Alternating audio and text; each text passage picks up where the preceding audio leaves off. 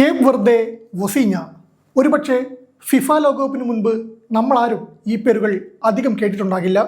എന്നാൽ ഇനി അങ്ങോട്ട് ലോക ഫുട്ബോൾ ആരാധകർ ഒരിക്കലും മറക്കാത്ത പേരുകളാണിവ. യൂറോ കപ്പ് ചാമ്പ്യന്മാരായ സ്പെയിനെതിരെ ജീവൻ നൽകി പൊരുതി ലോകത്തെയാകെ അത്ഭുതപ്പെടുത്തിയ വൊസീഞ്ഞ എന്ന 40-കാരൻ ഗോൾ കീപ്പറുടെ സ്വപ്നതുല്യമായ ലോകകപ്പ് അരങ്ങേറ്റത്തിൻ്റെ കഥയാണ് നമ്മളിന്ന് പറയുന്നത്. ലോകകപ്പിൽ താരപ്പകിട്ടുമായി എത്തിയ സ്പെയിനിനെ ഗോൾ രഹിത സമനിലയിൽ പൂട്ടിയ ടീമാണ് കേപ്പ് വെർദെ. ആ പോരാട്ടത്തിൽ ജീവൻ നൽകി പൊരുതിയ പടയാളിയാണ് വൊസീഞ്ഞ. യൂറോ കപ്പ് ചാമ്പ്യന്മാരും മുൻ ലോകകപ്പ് ജേതാക്കളുമായ സ്പെയിനെ പ്രതിരോധ നിരയുടെ മികവിലും ഗോളി വൊസീഞ്ഞയുടെ മികവിലുമാണ് കേപ്പ് വെർദെ പൂട്ടിയത്.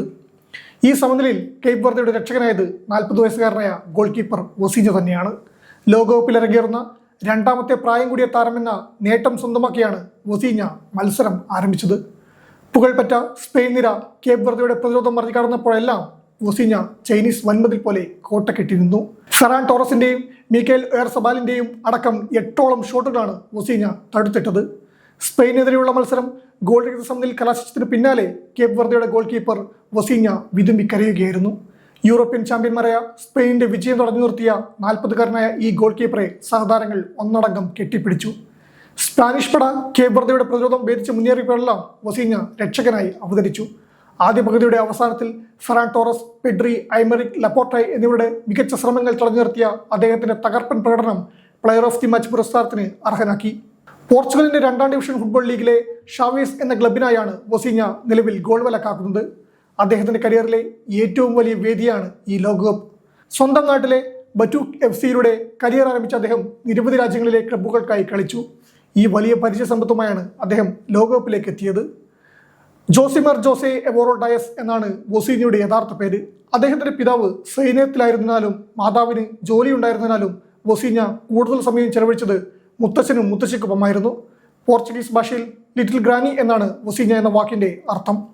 ആഫ്രിക്കയിലും യൂറോപ്പിലുമായി നിരവധി ക്ലബ്ബുകൾക്ക് വേണ്ടി ബൂട്ട് കെട്ടുമ്പോഴും കേപ്പ് വെർദെയിലെ സാവോ വിസന്റിൽ നിന്നുള്ള ഈ താരത്തിന്റെ ജേഴ്സിയിലെ പേര് വൊസീഞ്ഞ എന്ന് തന്നെയായിരുന്നു.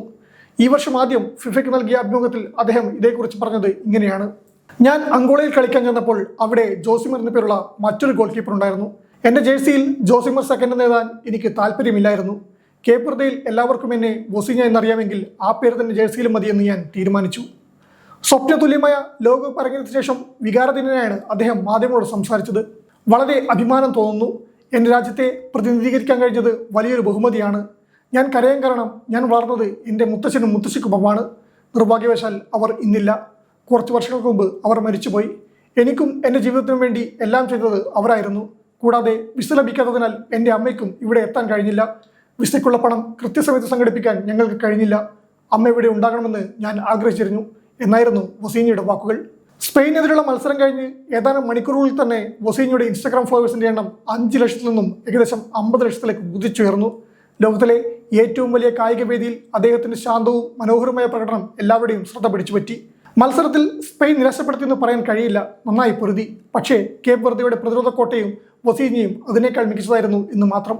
അമ്മയെ ഗ്യാലറിയിൽ ഇരുത്തി കളി കാണണമെന്ന് ആഗ്രഹം നടക്കാതെ പോയ, കരിയറിലെ ഏറ്റവും വലിയ വിജയത്തിൽ ഒപ്പം സന്തോഷിക്കാൻ പ്രിയപ്പെട്ട മുത്തശ്ശനും മുത്തശ്ശിയും ഇല്ലാതെ പോയ വൊസീഞ്ഞയുടെ ഈ കണ്ണീരിന് ലോകകപ്പ് കിരീടത്തെക്കാൾ തിളക്കമുണ്ട്.